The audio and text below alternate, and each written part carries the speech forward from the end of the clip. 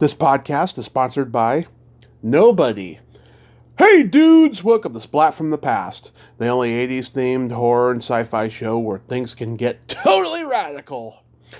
Now today, I will be welcoming a very rare exclusive guest. I'll be talking to Begonya Plaza, the gorgeous Colombian actress who you may remember from such cult classics as 48 Hours, celebrating its 40th anniversary this year. She was in Made to Order, Heartbreak Ridge with Clint Eastwood. She guest starred on a very memorable episode of Tales from the Dark Side in which she played the lead. She was in the TV sci-fi movie Time Stalkers. She was in Born on the 4th of July, the Oliver Stone movie with Tom Cruise. Delta Force 2, Michael Mann's Heat with Val Kilmer, Robert De Niro, and Al Pacino. She's done a lot of great movies, and she's also a playwright. She writes poetry, and she's written and directed a couple of shorts and documentaries. And it's going to be a great conversation today. I reached out to her in 2019. She was on the fence about doing this for a long time. Took a lot of convincing, but finally we had a private conversation on the phone last week. And we had a very deep, insightful conversation that lasted almost an hour. And she's ready to do this, and I'm ready too. It's going to be a great talk. And I've been talking to a lot of people lately that were on the fence about doing it, and then somehow I convinced them, especially the ones who did the private call with me, you know. I think that's what I got to do now. I got to have private calls with people to get them on the podcast. And that's fine. You know, I resisted it for a long time, but, you know, it goes with the territory of being a podcast host, and I have no problem with that.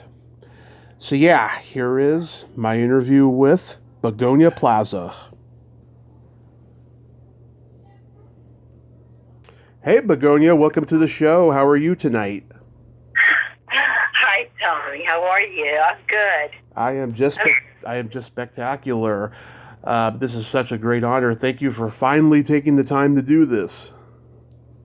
Tommy, how did you find me? Same way I find most people, Facebook. Oh, really? That's great. Yeah. Thank you, Facebook. I may have seen your website too. I can't remember. It's been 3 years. You know, that's how long we've been going back and forth for. Sorry. I can't believe it.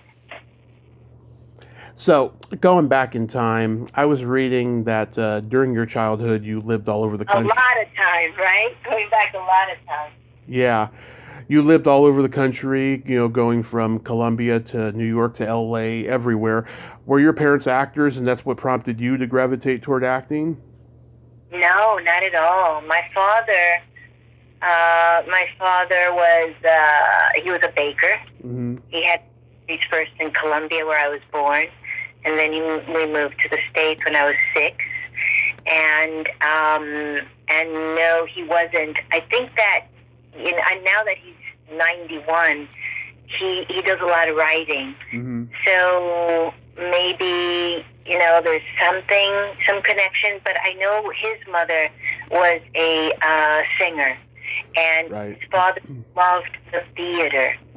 My father loved movies, but his father, my grandfather, loved the theater. So I don't know, but no, they're not at all. They're nomads. They're gypsies. They moved around without really any sense, you know. And we just, by coincidence, we just ended up in, well, nothing's by coincidence, but we ended up in LA and Hollywood because my mother's sister moved there first, and so she convinced them. But I was already living with my siblings in Spain. We were going to stay in Spain. So It was, you know, one of those things that just changed my future around. And I don't think I would have been in film if I'd stayed in Spain. Yeah, I mean, it's one of those cosmic timing things, you know. It was fate. Yeah, just meant to be, you know, just meant to be. But I'm so glad that I'm blessed that I'm here in America. I mean, I love my, you know, my roots. Yeah. But I also love it here very much. Mm-hmm. Did you get involved in school plays and community theater? Let's see. Well, when I was 9, I was cast in a film. So I always wanted to be an actress. I don't know if that's a curse or a blessing, but I always wanted to be a performer since we moved to Hollywood. Literally, we lived off of Hollywood Boulevard and on Carlos Street, right in front of the Presbyterian Church.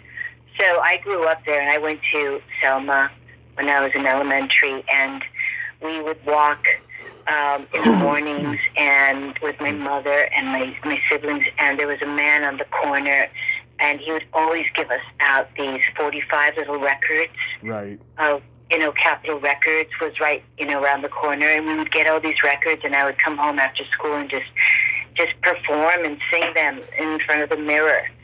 I couldn't wait to get home and play the little records. So I think that's what started it. And then I remember after dinner with my parents walking along Hollywood Boulevard, and back then I remember the stores were like these boutique stores with real fancy dresses and things. And I remember like just kind of daydreaming at that age. My mother says that I would go, when I grow up, I'm going to wear one of these dresses. So there was that kind of theatricality, I think, the extravagance. Oh, that's awesome. Did you take any acting lessons with any of the famous teachers? Yeah, I did. My God, always. When I returned from when I finished high school, I did 11th and 12th grade at John Marshall in Silver Lake. But before that, I was in Columbia. And I moved around a lot, like I told you. And it was like I did the last 2 years of high school. And I remember doing Macbeth. And I remember traveling to different universities or maybe, colleges. And I think I was in Camelot. And what else was I in? Oh, my God. It's like you're making me remember these things. I don't think about these things. But, yeah, I did that. And I also wrote for the newspaper. I wrote for the newspaper. I was torn. I wasn't sure. By that time, I wasn't sure if I wanted to be an actor or I wanted to be a journalist. I wanted to be a hardcore journalist because I did an internship at ABC. That was, like in Silver Lake. And so I wasn't sure. And I was doing on television, I was the newscaster. And then I would also do stories. And I remember going when the inauguration of the Hollywood sign. Oh, yeah. I can't remember what year that was, but I was one of the reporters for the Student News, and I interviewed Alice Cooper. Ah, yes. I heard that he donated a generous amount of money to get the Hollywood sign fixed. Did he? Oh, see, I didn't know that. I probably knew that back then, but I forgot about that. So, I interviewed Alice Cooper, who actually met Salvador, worked with Salvador Dali. Yes, he did. That I've been working on. Yeah, so that was fun. I remember that night, the big inauguration. Yeah, he was my first real concert. I have every album he ever recorded. I know every song he ever recorded. Are you serious? I used to sing his songs in karaoke. I mean, I'm the biggest Alice Cooper fan there is. Really? Yep. Like his persona, the way he dresses like... Everything about him. Scary guy. And he's very cool. Very cool. It was a highlight for me to interview him. I was really excited about that. That is so awesome. Yeah. So, I did some theater, and I studied with a lot of teachers. Mm-hmm. I just tried everybody for a little while. I remember Jeff Corey. I remember, oh my God, I can't remember now the names. Oh, Jeff, Eric Morris. I studied with Eric Morris a lot. John Lenn I studied with.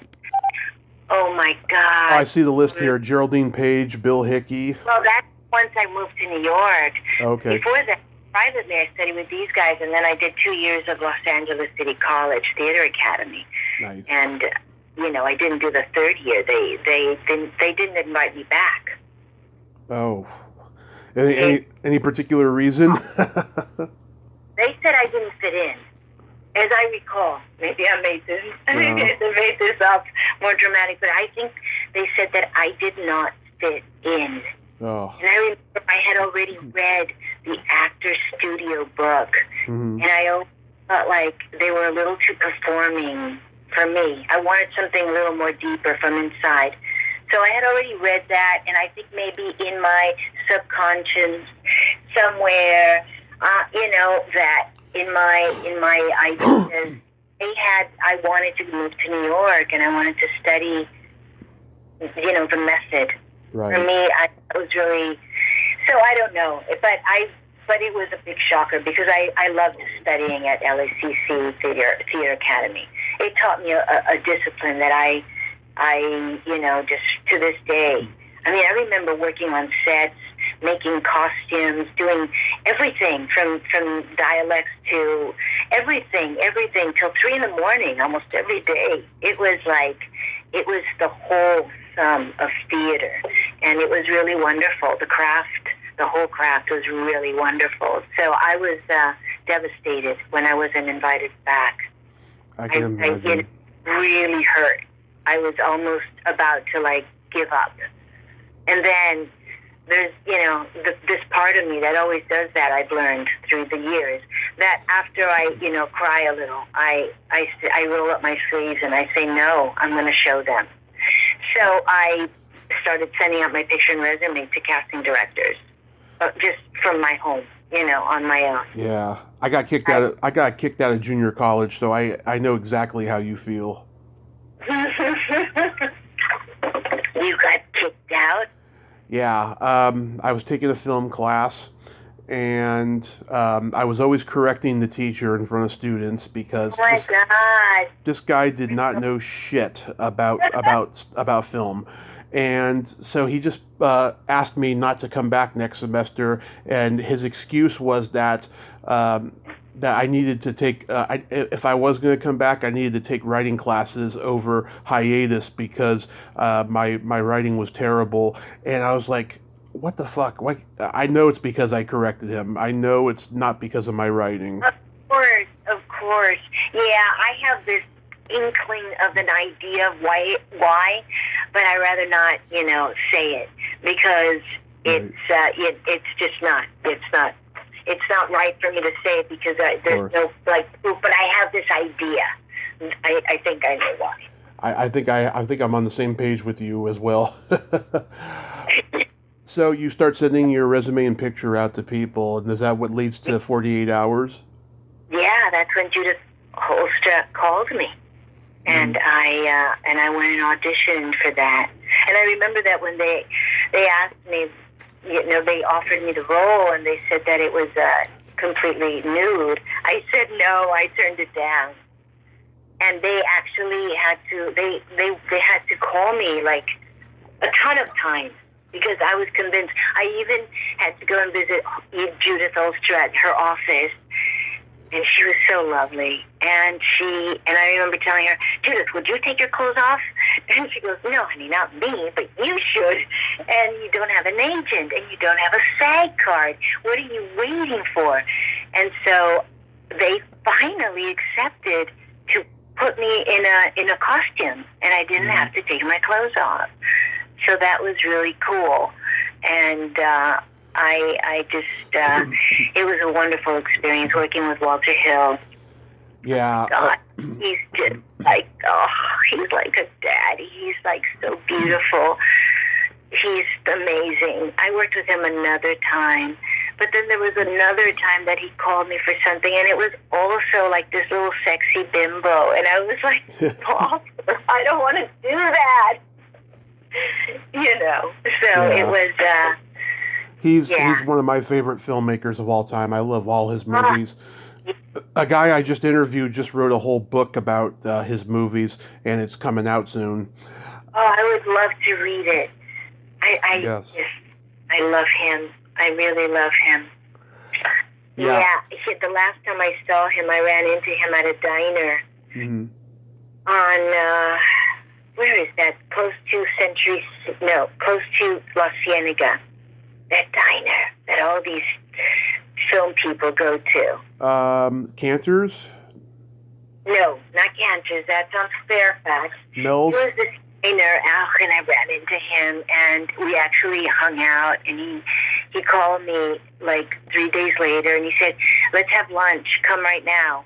And it was 2003 or 4. I was writing the Dali script, and it was one of these like moments where I was like, I was so stupid. That was a big stupid move, but I was like writing, and I was like, Walter, I can't write now. I have to.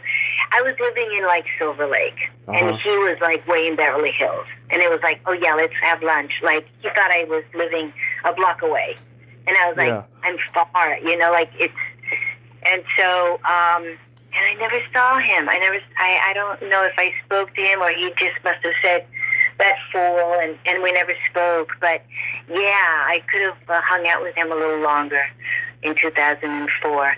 And he was so beautiful. He was just a nice, he's still a great person. He's a great person. So I worked with some good people.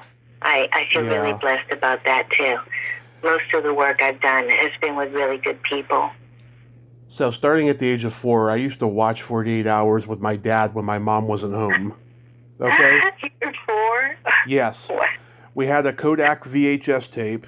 It had 48 Hours and Eddie Murphy Delirious on it.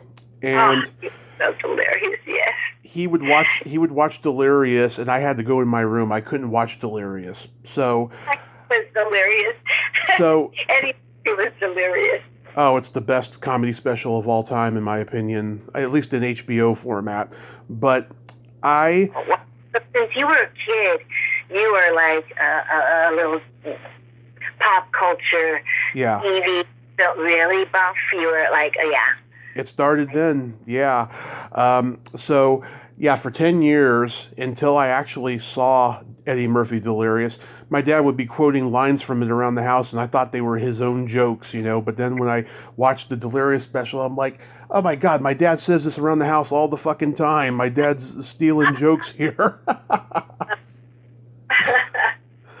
Yeah. Oh my God. I love that special, and I love the movie. I mean, to this day, when I watch the movie, I get a rush, especially when I hear the boys are back in town. It just takes me back to that time. Oh, that's so good. Yeah. It's very good.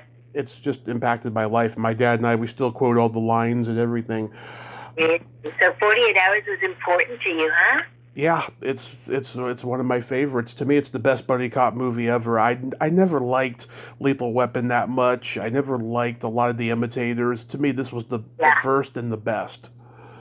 Wow. And so do you remember me in that film? I sure do. And in fact, I want to ask you, shooting that whole hotel shootout scene, it's very complex and it's effective. Like, what was it like filming? I mean, you were super young and you had to come out of the hotel room screaming while Nick Nolte's got the gun. Yeah, I was this nerd. I was like, so I was preparing serious. And, while all these actors, who was it, Sonny would come over. Sonny Landham. They were all trying to provoke me. All the guys were trying to provoke me. Yeah. And I was like so serious, getting ready for my entrance. And it worked.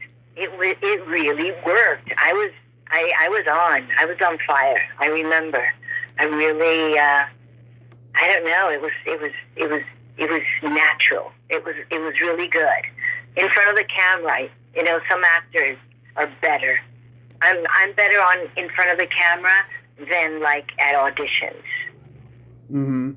Yeah. It turns on, but yeah. So that I remember that. I remember being really the energy level was right on. I entered right at that level where it should be. Yeah, it was you, Greta Blackburn, and who was the third girl? Because it doesn't say on IMDb. I can't remember. She was, I don't remember. I remember Greta because, I saw her like maybe 10 years later or even more. mm, And I ran into her also in a diner in like Van Nuys or somewhere like that. yeah. Yeah. Jonathan Banks, he was great in that scene. You know, the fact that he gets shot and he's saying, "Jack, don't do it." He's so good. Oh my God, Jonathan. Jonathan, we were shooting. I remember, I'll never forget, we were shooting in that building on Franklin where there's a Scientology there's a Scientology now. Oh, there. yeah. But the building was like between like Beechwood and right on Franklin, and all these tables were out for lunch for everybody. And I remember Jonathan Banks arrived, and we were talking a lot. We were like friendly. I saw him afterwards many times, but he was telling me that he just arrived from Italy because he went on vacation because he had so many days off that he went off to Italy, and they were looking for him, and they were so pissed at him. And he was like boasting about it to me, you know, like, I just got back from Italy. I wasn't going to wait around here, you know, for me to do my turn or something. But yeah, that made an impression on me as well. Did you actually get to meet Eddie? Yeah. Yeah, Eddie, he was so funny. He was so cute. He would look at my toes and say, "Oh my God, I love your toes. I love toes. I'm into feet. Yeah. I love your feet. They're perfect feet." He kept talking about my feet. Yeah, First film, I thought everybody was weird, you know. Yeah, he does have a foot fetish. I've heard him say, but you weren't creeped out by it. No, I wasn't creeped out by it at all. Oh, no, good. because Eddie was like, he's hilarious. He's just a kid. He's like, he's funny. He's warm. He's respectful. He'll say that. No, but I just, you know, he was still a crazy guy. You know, just funny and always ready to laugh. Did you interact much with Nick Nolte, though? A little bit. He would call me Hot Tamale, and I said, "Stop calling me that. Stop calling me Hot Tamale." And, yeah, we interacted. Yeah, we did. Yeah, I heard he's a sweet guy under that, you know. He's a sweet guy. He's definitely a sweet guy. Yeah. Under that gruff exterior that he has, you know. Yeah, no, he's a gentle guy. He's definitely a sweet guy. And Eddie used to come to set with an entourage all the time. I don't remember that. Yeah. I catch that one. No. Yeah, I heard even in the comedy clubs when he was like 15, he'd like bring his cousins or his brother with them, and they'd be his entourage. And then once he became famous, he had some bodyguards. He had his Uncle Ray with him. He brought his Uncle Ray on talk shows with him. That's how close they were. And Who, Eddie, yeah. Yeah, I think I saw him once, but I don't think he had an entourage. He had a lot of girls around him. And it was Beverly Hills, another one of these late night diners on Beverly. Yeah. And yeah, I saw Mickey Rourke there too. Yeah, and Eddie entered with his girls, a lot of girlfriends. Yeah, well, that's kind of an entourage. Yeah, entourage. I imagined like men and women, the ones that you were talking about. But yeah, you're right. Last week I talked to Brenda Venus, who was the other hooker with Gloria in the movie, and in what scene? In the police station scene when Eddie's soliciting the two hookers. There's Gloria Gifford and Brenda Venus. Yeah. Did you interviewed her? Gloria said yes to me 4 years ago and still hasn't come through, and I know that she's been involved in Scientology, so she's probably on the defense about doing an interview because she probably thinks I'll bring it up. And I can honestly say right now, I don't care about Scientology. I want to talk about the movies and acting. Exactly. exactly. Yeah. Yeah. But Unless she wants to talk about it. I don't know. I don't know if it'll ever happen, though. I doubt it. Oh, But- Gloria. So wait a minute. So she was one of the hookers in 48 Hours? Yes, her and Brenda Venus, who was a model, and The police? yeah, she writes books now. And Brenda told me, if you look in the scene, she's smirking. She cannot keep from laughing at Eddie. She said he was always improving stuff and just making her roll. She says she ran into him a couple of years ago, and she said even then she bursted out laughing when she saw him. Yeah, of course she did. Yeah, I'm sure. And then you did a pilot with Carol O'Connor called Brass. Do you remember anything about that? Yeah, I do. That was here in New York. Mm-hmm. I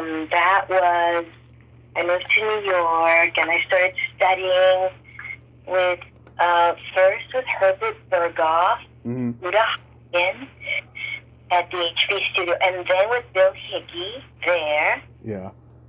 And then I went on to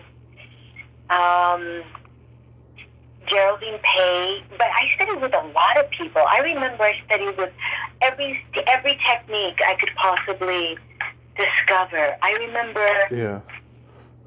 I don't remember the names right now. I'm blanking out, but I studied with a lot of people, and then I ended up studying most with Michael Howard and with Geraldine Page. And I studied at Alvin Ailey. I studied dance there for a few years, and I studied, voice, Mm-hmm. and, everything. I mean, Yeah. all privately. It was all like private. I'd bike around the city and go to my different private teachers and be a waitress at night. Oh. The waitress private nightclub. And when I got fired, because somebody touched my ass, and so I threw a drink at them, so I got fired. And I remember my boyfriend at the time, that's okay. I'm not working anymore as a waitress. That's it. I am finding an agent, and I am back to working, back to acting. And that's exactly what happened. I went to my first agent interview. He immediately told me, "Can you read this?" He asked me to read it. He made a phone call. 2 hours later, I met Carol O'Connor. Uh-huh. And 2 hours later, I had a call saying, "You got this." And it was like a big a big game changer. Corey Allen directed. He was the rival in Rebel Without a Cause. Mm-hmm. Exactly. Yeah. Yeah. You remember? Wow, you know more than me, by the way. Well, that's why I should be doing you.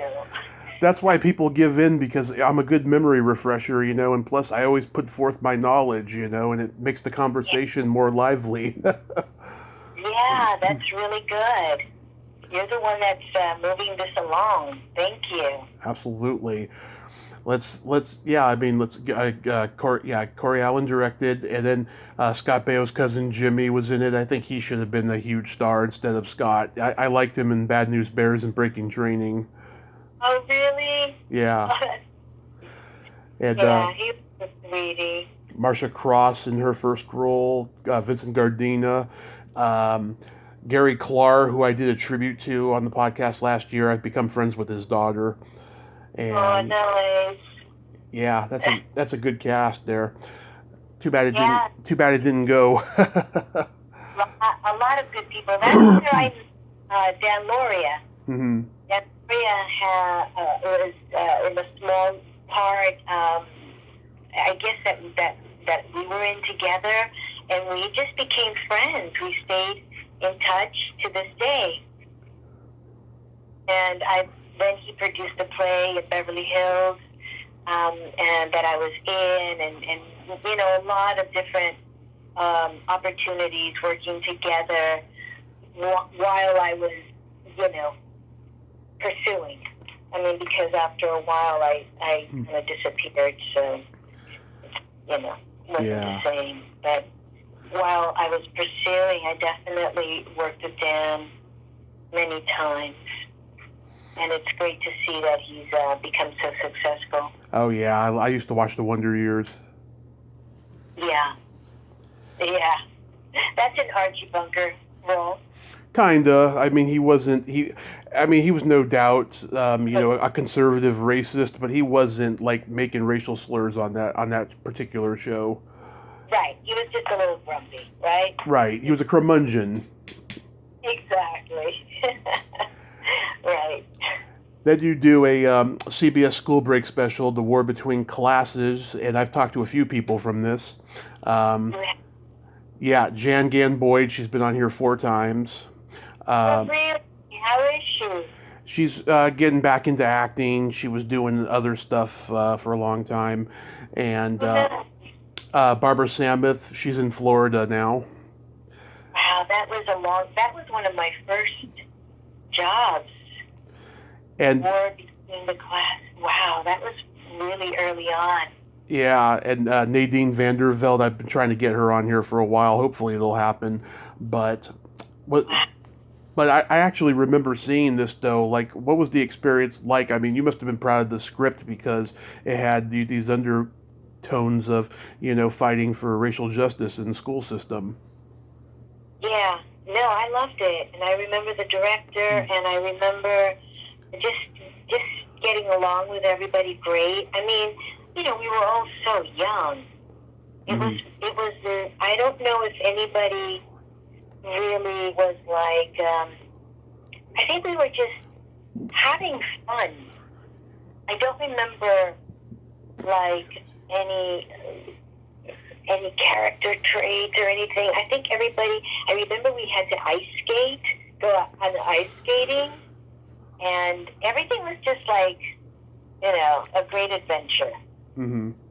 Or maybe that's just how I remember it. For me, it was like so early on. How about The Equalizer? Equalizer. That was in New York, and that was amazing. That was a good time for me. I was feeling like I was booking. I was starting to really, book. And Yeah. I did that right before I had to leave to LA. I was back and forth, LA, New York, constantly. And always torn. What should I do? Should I stay? Should I, or should I go back and do this? It was, it's that,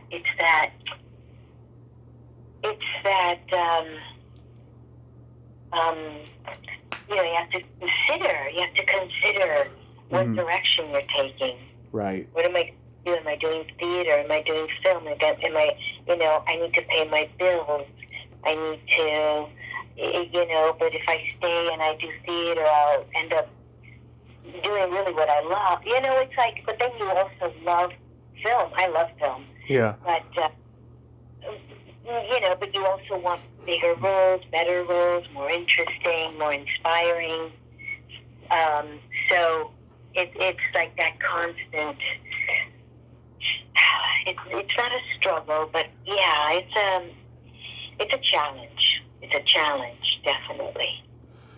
Yeah, Lynette McKee was in that episode. She and I have been following each other on Facebook or Twitter for 5 years. She may do an interview in the future. She's been recovering from that'd be wonderful. She's been recovering from an accident the last few years. Yeah, how is she doing? I don't know right now, but when I reached out to her 5 years ago, she had just had an accident that she was recovering from. But we sent each other dirty jokes all the time, and she told me on my birthday this year. She said, "I don't know you very well, but I love you. Happy birthday, Tommy." Oh, that is so sweet. Yeah. That's great.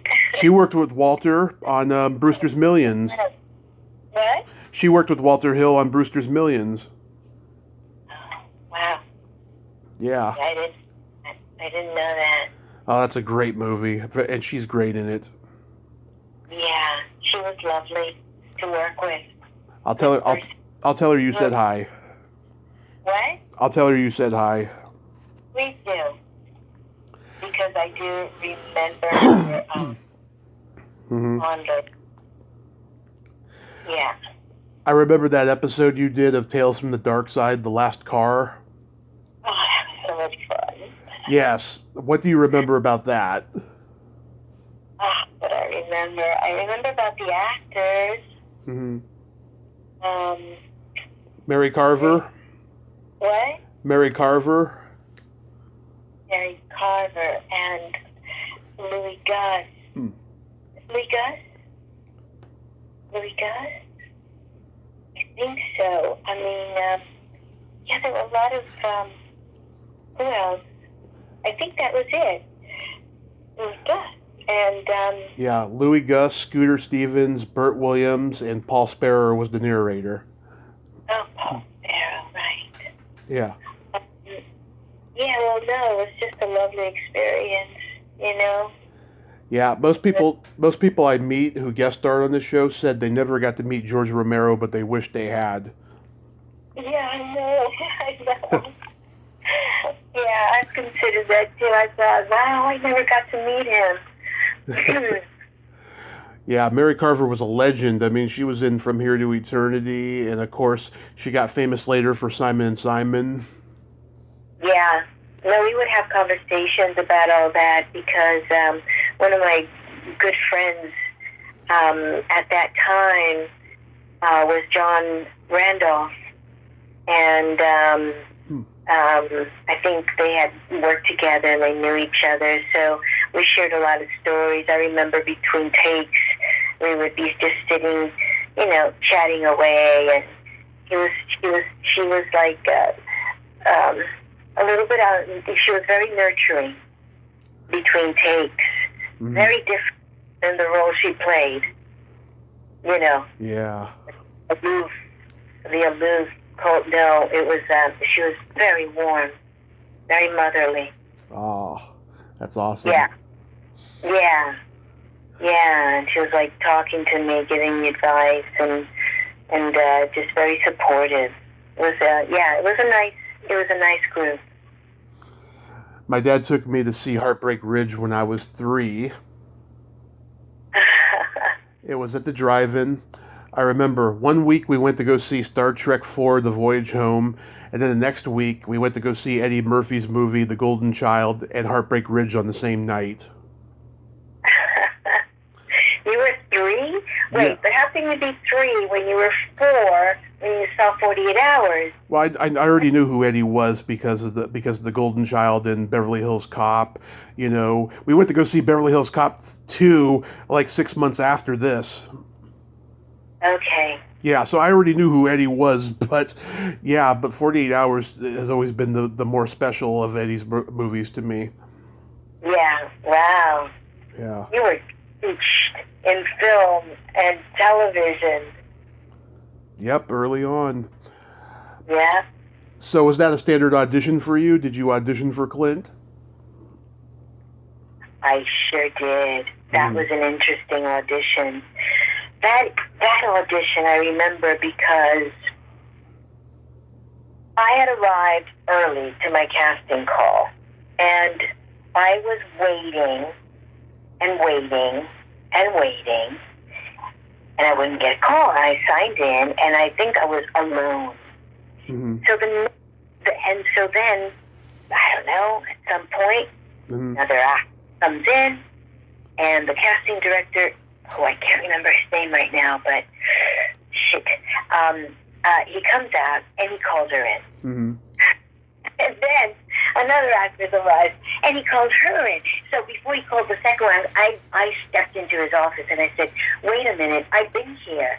I was here first, right? Mm-hmm. So he must have said something like, tough, wait your turn, or I don't know what he said to me. Yeah. But that immediately just made us, there was a little like rift there between us, and I felt it. Yeah. And I went back out and I worked on my stuff, and I thought to myself, use it, Begonya. Use it. And I walk in, and I'm put on tape, and I used it. I used whatever I was feeling at that moment. And the next thing, I get a call, and I got the role. Wow. Was it Chris Gorman? Yes. Yes. Oh, good job. Oh, my God, thank you. You know what, Tommy? I'm going to call you anytime I need any information. Just as long as you call the cell phone, not this number. Oh, really? Is this a separate number? Yeah, this is just I do this line for the podcast. That's it. You know, I share an apartment with my mom and my brother, and sometimes I'll have a guest who forgets that, and they'll call me at like 2 a.m. and wake everybody up. Oh, my God. Yeah. Yeah. Okay. So yeah, I hear that Clint likes to shoot fast, and he always finishes like behind schedule. Like, did you see that he was an organized director? Oh, he was amazing. He was, before we did one scene, I remember, well, first we had lunch, and he sat next to me, and because it was all men, and he goes, you come here, you sit next to me, I'll protect you. So we were sitting and talking and stuff, and so then we had our scene, and I remember asking him, Clint, what do you want? You know, how do you want it? You know, what do you... I remember asking, and he goes, I don't know, you tell me. Mm-hmm. And that's what happened. We all improvised. And move on.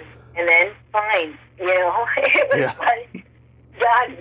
It was, we must have done maybe 2 or 3 takes. That's it, at the most. Is there anything you remember about Marsha Mason? No, I don't. I mean, I remember her, but briefly, I think, if I recall, I was driven down to San Diego to do that scene. Mm-hmm. And when we got there, it was like we were all in separate spaces.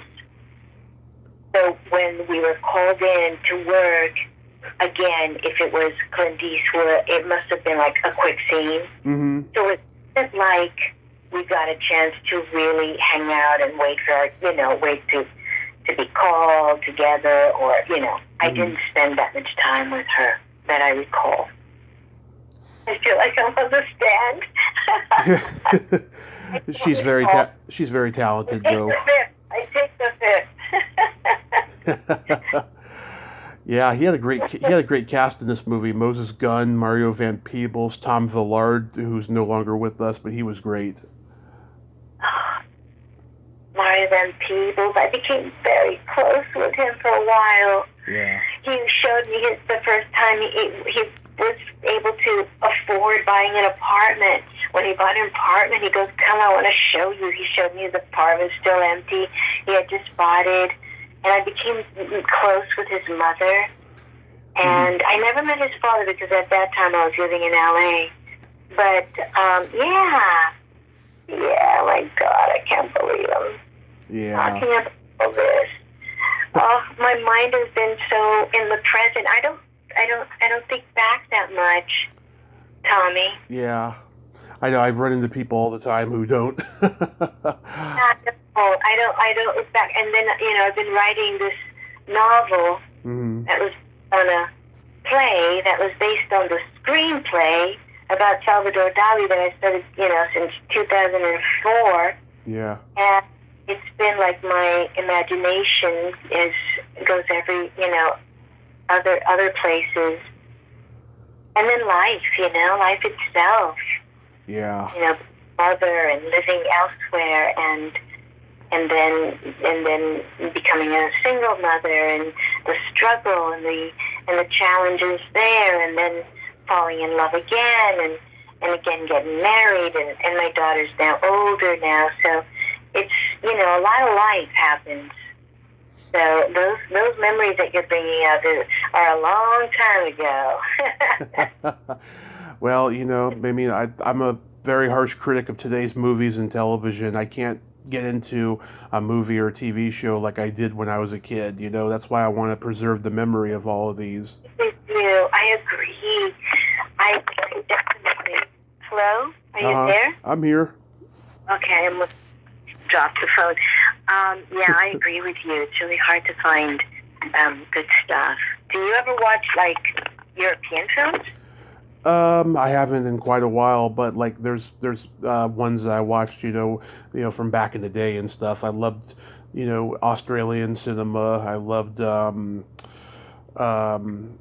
French stuff like Jacques Tati, and that kind of You're stuff. not like a Fellini fan? Oh yeah, I like La Dolce Vita. I love Fellini. I love all the Italian. Yeah, the French too. I mean, I love them all. Yeah, they're so great. Ingmar Bergman too is so amazing. Yeah, The Seventh Seal. That's a good one. Yeah. So that you do a TV sci-fi movie of the week called Time Stalkers, which, by the way, I saw it on YouTube the other day. Yeah, I think that's the one that Walter Hill produced. It's William Devane, Lauren Hutton, Forrest Tucker, John Ratzenberg. And you. And Klaus Kinski. Oh, God, do you have a Klaus Kinski story? Because everyone I heard says he sexually harassed women, he was mean to the director. I've heard all of that. Yeah, he, I don't know if the PA, someone came up to me and said, Mr. Kinski would like your phone number. Can I give it to him? And I said, no. And that was that. God, I just couldn't understand I've that. given it to his daughter, though. Oh, yeah, Nastasia. Oh, my God. I just never understood that guy and what, why he did that. I mean, that is just so wrong what he did. I don't know exactly what he did. What are you referring to? Oh, there's stories about him just, sending love letters to actresses on sets and just intimidating them and harassing them and all of that stuff. I mean, as far as I know, he never committed rape or anything like that, but he may as well because he was just bad. I mean, a bad person. Really? Wow. Yeah. I had good impulse, good intuition. Yeah, no, I didn't get any of that. The only thing I got was, yeah, can he have your number?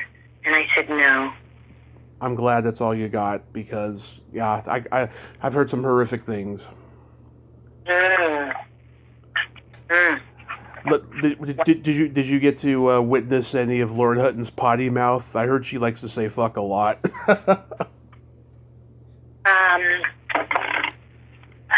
No. Okay. No, I didn't. Yeah, an actress I talked to said that they were in the same dressing room and she was getting made up right and just the F word came out of every sentence of her mouth, literally. Oh, really? Yeah. A little too much, right? Yeah, but she said she was a lovely person, though. She wasn't a diva or anything like that. Yeah, Lauren Hutton. If I'm correct, I think she owned this amazing building on the Bowery in New York City, the Lower East Side. Amazing. Yeah, and every time I remember, I think passing by going, oh my God, this is owned by Lauren Hutton. What a smart woman. What, that was Made to Order a standard audition?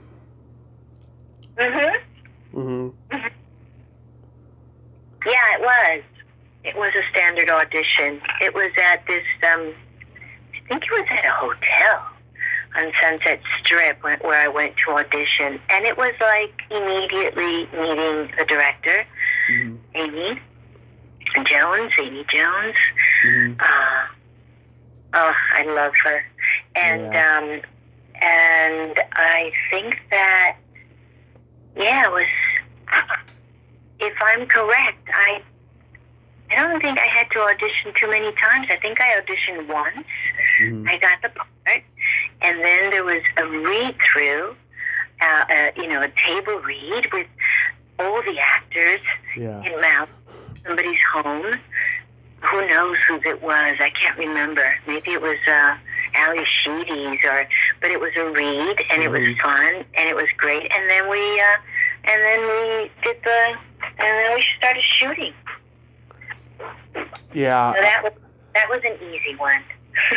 The hard ones are the ones you don't get, you know? Right. The ones that oh my God, the ones that I wanted to get and I don't get.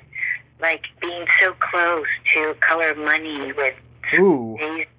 That was so close. I'll never forget that one. I knew I didn't get it. And it was like a third callback, and I knew I didn't get it. I knew that I had lost something, you know? One knows. And I just remember going to a phone booth and calling my boyfriend and just crying, saying, I know I did not get this. I know I fucked up. My dad, it was like, it was terrible. And Scorsese, and you know why? Because I think that by the time I was leaving the office, Scorsese opened the door for me. Mm-hmm. Nice. I don't know. It was so nice. And then he goes, and I really liked you in Tales from the Dark Side. It just felt like it was like the kiss of death. Didn't feel like I was coming back. Like he complimented me, but I don't know. I still felt I didn't get it, and I didn't. Oh, I didn't know you auditioned for that movie. What's her name? Elizabeth Moster and Antonio. She got the role. Yeah. Yeah. Yeah, maybe it was for her in the first place. Who knows? But I felt I was really close. Yeah, there's a lot of films I feel like. That one was one that it hurt the most. I think. Yeah, that hurt the most. But there were some that I turned down. I turned down and Out in Beverly Hills. Oh. Because I didn't want to play another Maid. My parents took me to that movie too. That was Elizabeth Pena playing the Maid. Yeah. Well, I saw. Is it Ellen Chenoweth? I think that who was the casting director. Mm-hmm. Ellen Chenoweth, I think, and she said to me, do you remember how you turned down? She seemed upset that I had done that. She goes, do you remember that you turned down and Out in Beverly Hills? You turned us down. I felt like, like she was still angry at me for that. But, But yeah, it was like, like I said, it was a little bit of a struggle. You had to be able to say no sometimes so that you could try and play other roles and not get typecast in the same role where you have to stretch anyway. It's not like you're not stretching to play, the maid who doesn't speak English. So stretch to play something else, and then the maid who doesn't speak English. And then when I read that, she was going to be, on top of Nick Nolte, having sex, I was like, no thanks. Yeah. You already worked with Nick. Yeah, I worked with him, and but it wasn't about him. It was really about I played a maid. I'm not going to play a maid again. Yeah.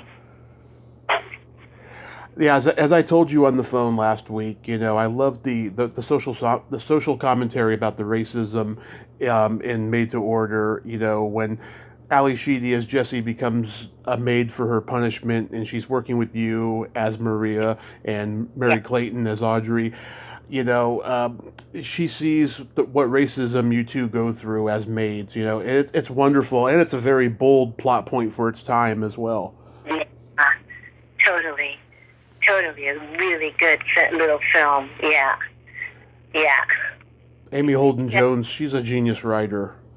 I wish she was directing more. I don't think she's been directing that much. No.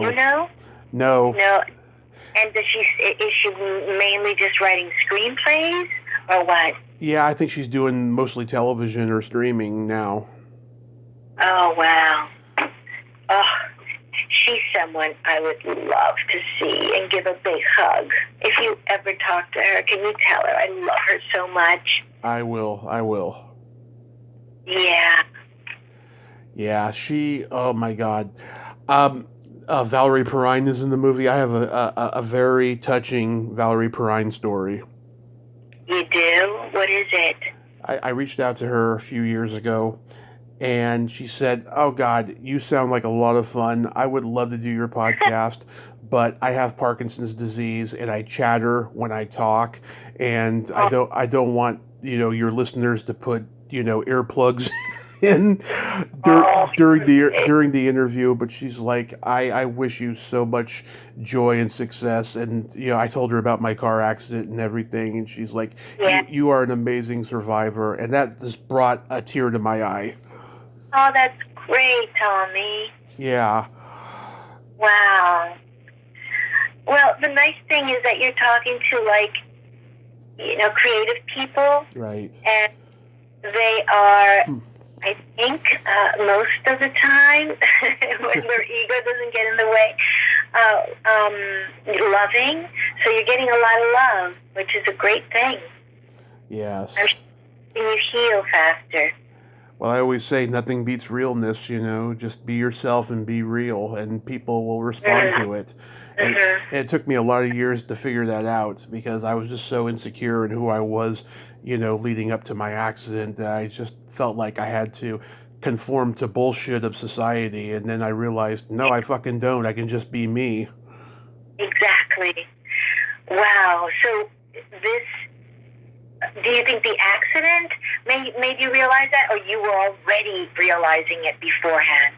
No, I think the accident had something to do with it, and I think being sober had something to do with it, and Oh, discovering the podcast world and hearing that I'm not alone. There's so many people out there like me that yeah. it just set me free.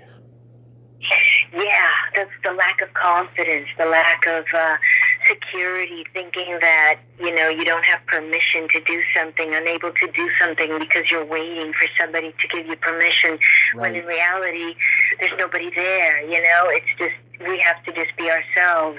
I totally understand that. I mean, I think I suffered that for most of my life.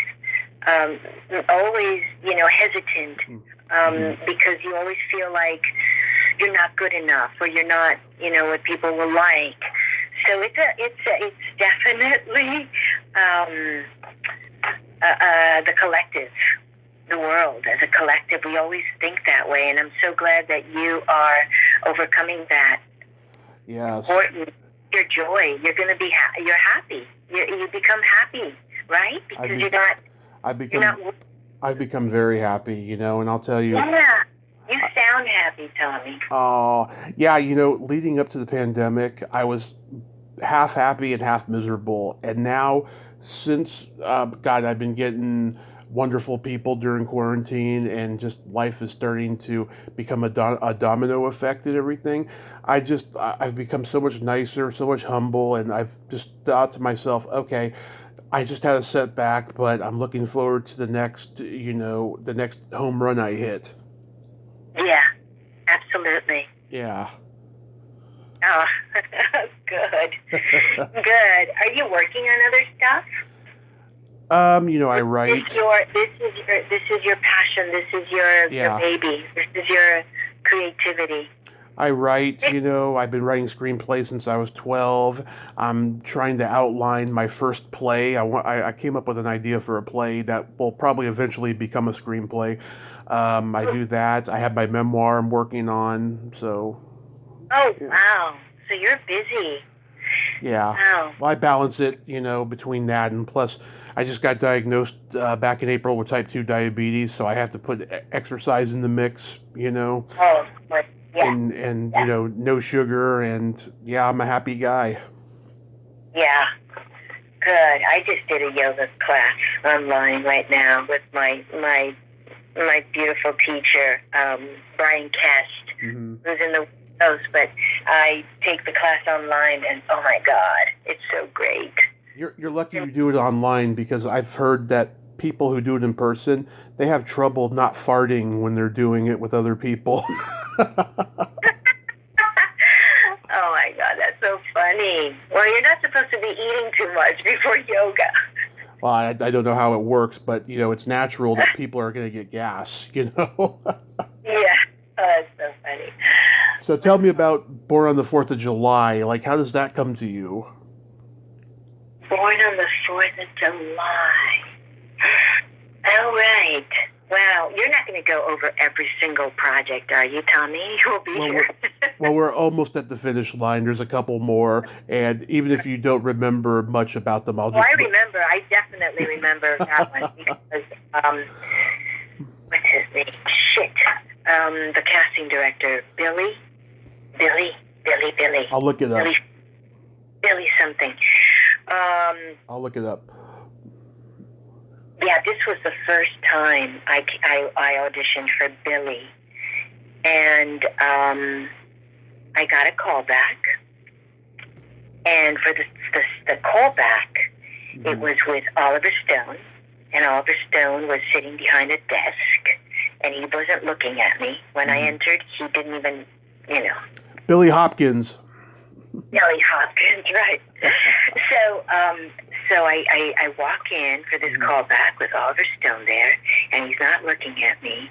And Billy is sitting in front, and there's another chair for me to sit and do the callback. And he goes to me, honey, can you next time, not kiss me? Because I had to take this to dry cleaners. Mm-hmm. And I said, that's your problem. I got to do what I got to do. Mm-hmm. And Oliver Stone looked up. Yeah, did you know that Charlie Sheen was originally cast? No, I didn't. Yeah, I think he had to drop out and do another movie or something that he was already committed to.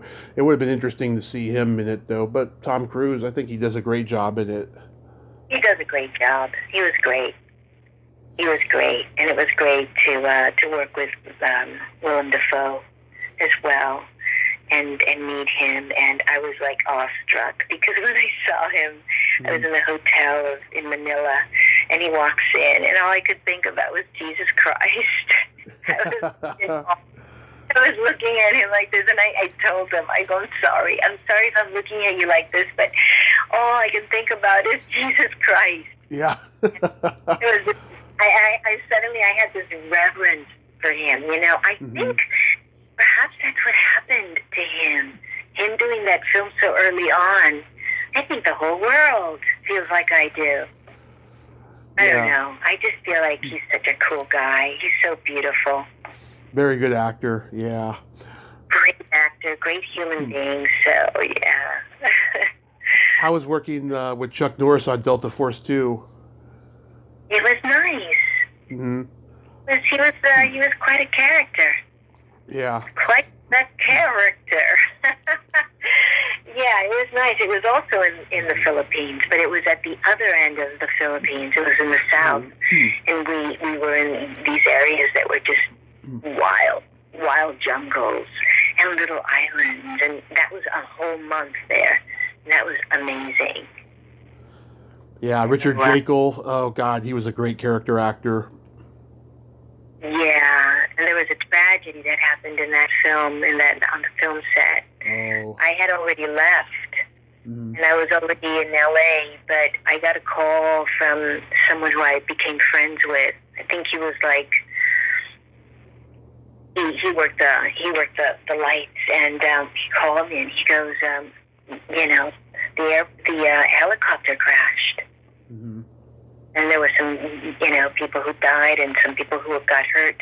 But I was on that helicopter all the time. Mm-hmm. That would be transported to the hotel roof, the rooftop.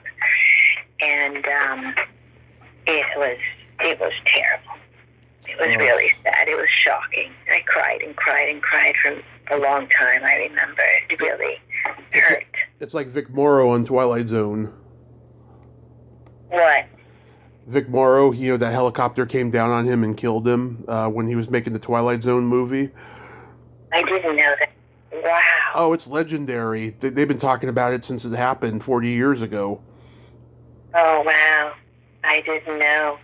Yeah. it's a real tragedy, and there's all these conspiracies about it with Spielberg and John Landis, and I don't know if we'll ever know the truth about it, but they all point the finger at both of them and said, they were negligent, and all of that. I don't know. Yeah, I'm sure. I'm sure. It's How was accidents do happen. hmm how was working on Dark Justice? Um, it was everything. It was great. It was amazing. It was like a part of my destiny to be taken, to be cast by CBS and flown to Barcelona. And, it's kind of like part of my destiny. It's become, that's where my daughter's born. Yeah. So in that way, it's like magical. But and working there, at first it was amazing. It started becoming uncomfortable. I had problems with the actors. Not until Tim Hunter came along did he take me to dinner by myself and tell me all the things that, people were doing behind my back and trying to, speak ill of me. And so it was a hard time. I wonder if you can't have both things when you're falling in love, and then your work also goes well. It's just too much good. But so, and then the Catalan community, the actors were saying that a Catalan actor should work. They're very nationalistic over there, and so I remember that was also in play. And so I did, instead of continue on, I only did 12 episodes. I was killed off, and I know that there was a lot of friction with the main character, Rami Zada, but I heard that afterwards the next actress who took my place was, he threw a chair at her. So I don't feel like it was personal. I think it was a difficult situation, and all the stars were not aligned. But I, because of that, I just had a bad taste in my mouth about just working in the business. Yeah. And I was falling in love with someone in Barcelona, from Barcelona, a painter, and it just the idea of building a family and talking to poets and painters and intellectuals in different ways, it felt more interesting. Suddenly, I was like, I could do without all this. And I got calls. I got calls about Mambo Kings. I got calls about JFK. Oliver called me about doing JFK. And I still stayed in Barcelona, and I had my daughters there. Well, I came back and got married in the States. But, that Dark Justice just kind of catapulted me into another direction. And,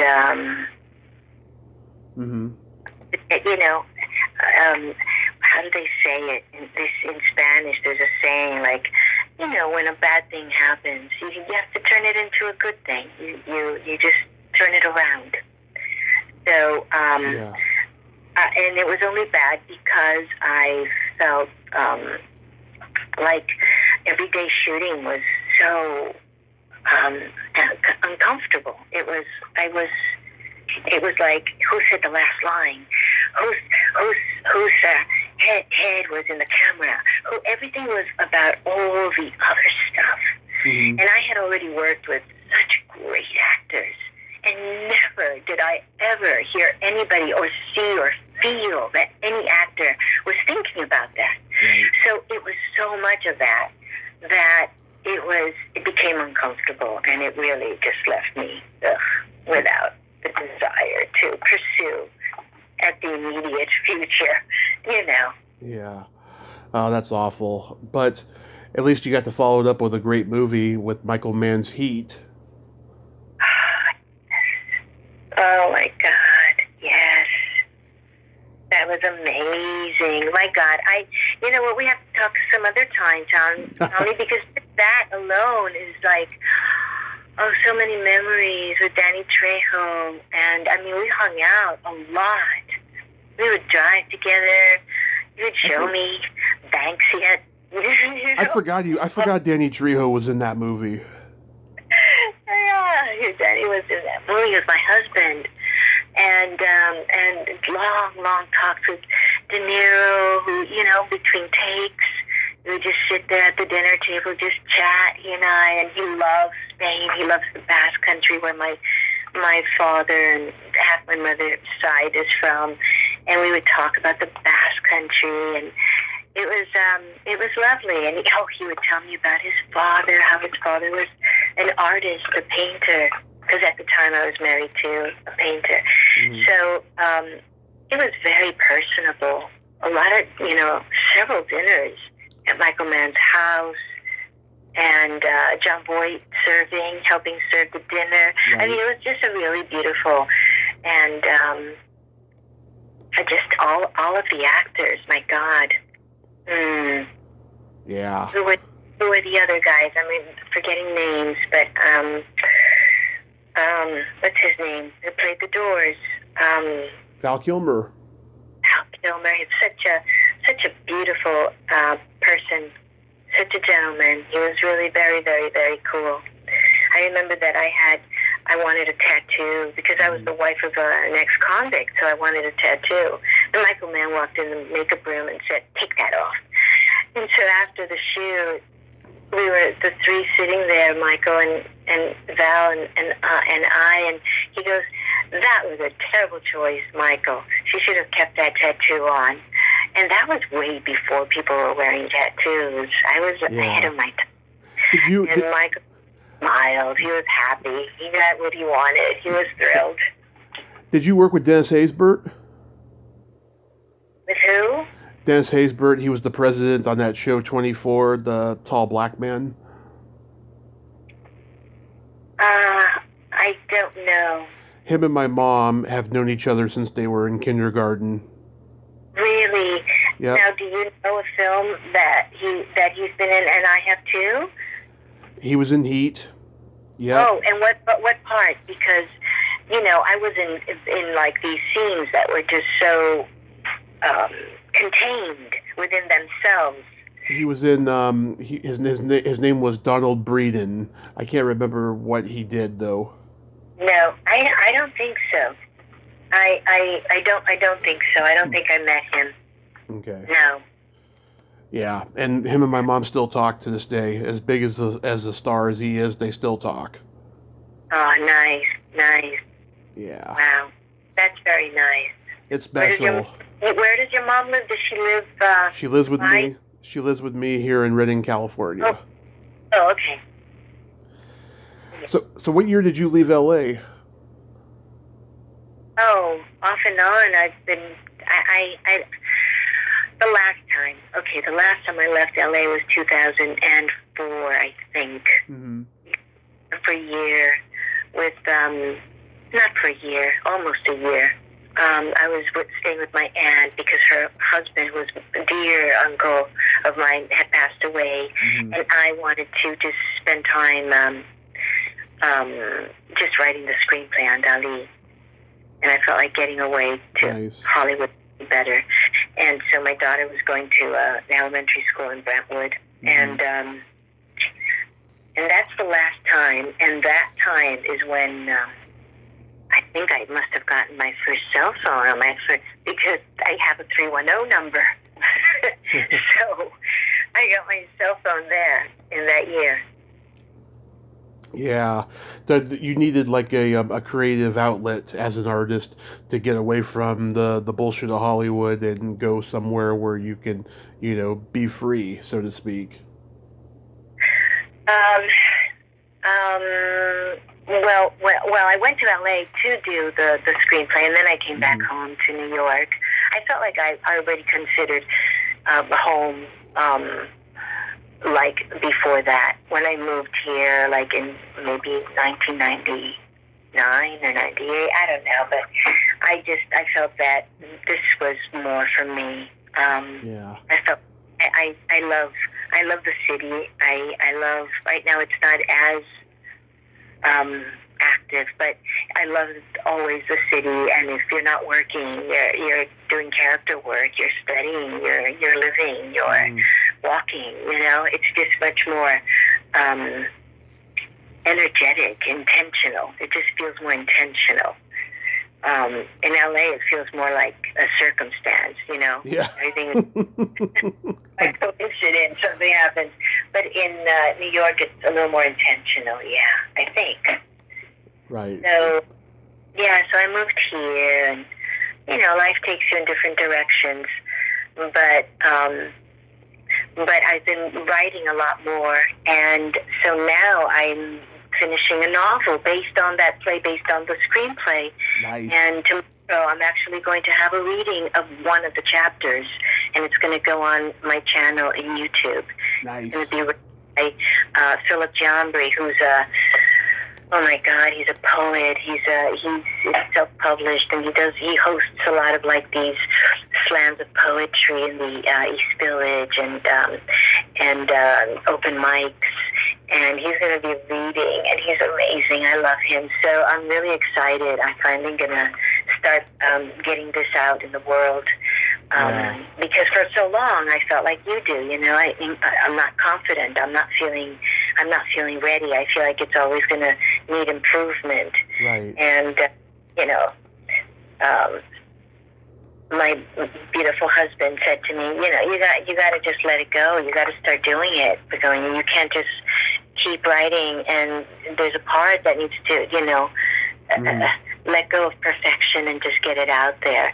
And so I thought he was right, and I'm going to have the chapter read as a hook, as a way for people to, savor what it's about or what it's going to be like, and then they can buy the book if they're interested. Wonderful. Yeah. Also, you're writing a memoir? No, well, I'm writing a memoir, but no, that's more like my morning pages, and I have a ton of books of that, but maybe one day. But no, right now I'm just focused on this and family, and sometimes I sing a little. I go to a pianist and work on songs. We got to stay creative. I feel the most important is to stay creative. You wear many hats. I notice you also write poetry. Yeah, I dabble. It's hard. It's really hard. I can be corny, or I can get preachy or corny, or it's really, I haven't put enough time. I got to practice that. But I love creativity. I think it's so important to also be happy and to be healthy inside and to inspire others. And as a mother too, if I have to also be a good example for my daughter, if I'm going to tell her to, be who you want to be, I got to show her as well that I can do it too. I wrote a poem when I was 14 to impress a girl, and it worked.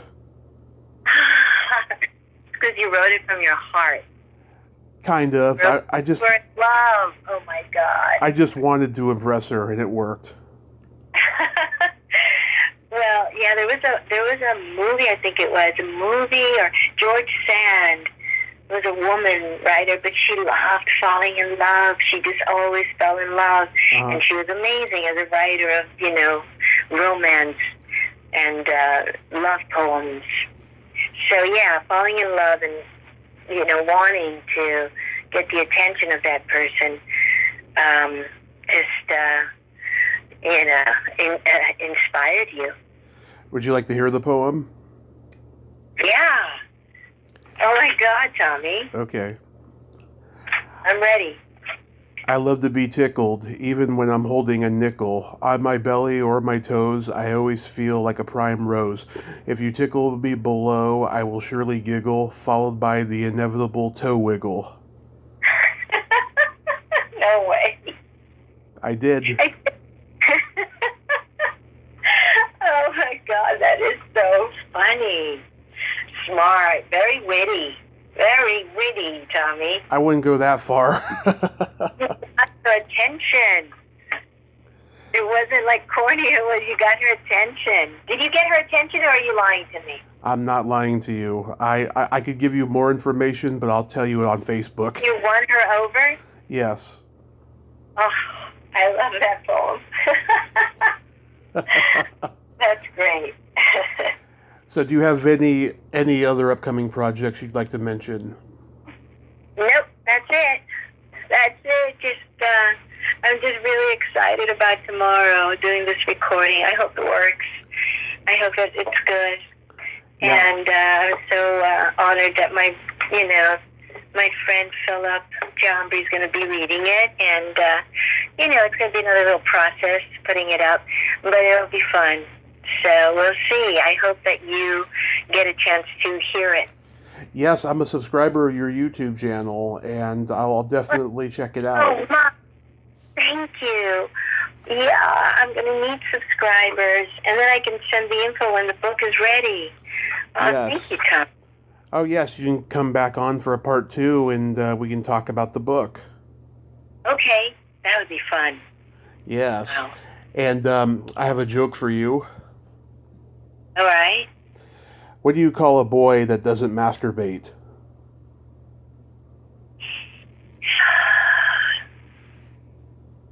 A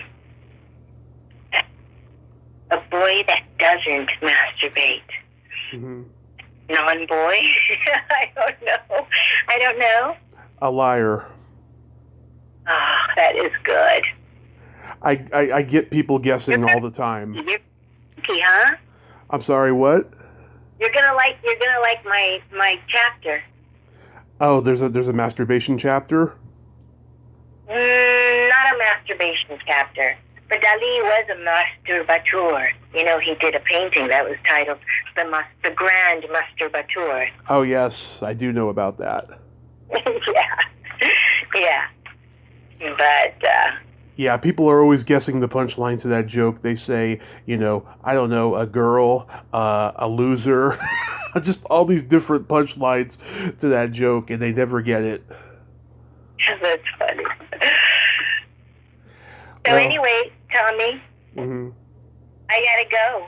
Yes, same here. I gotta go eat dinner, and I just want to thank you so much for coming on tonight finally. I mean, this wasn't so bad, was it?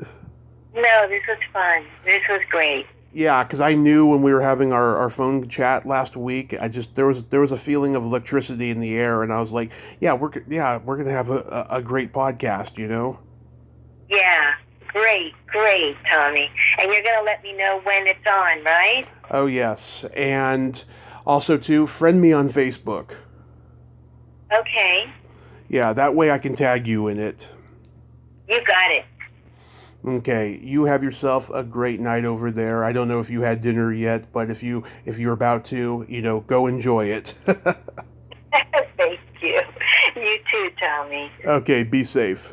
See you. Okay. You too. Bye. Bye-bye. Well, there you have it. Begonya Plaza. Ain't she a sweetheart? Oh my God. Yeah, I mean, all people have to do is have a little faith, and,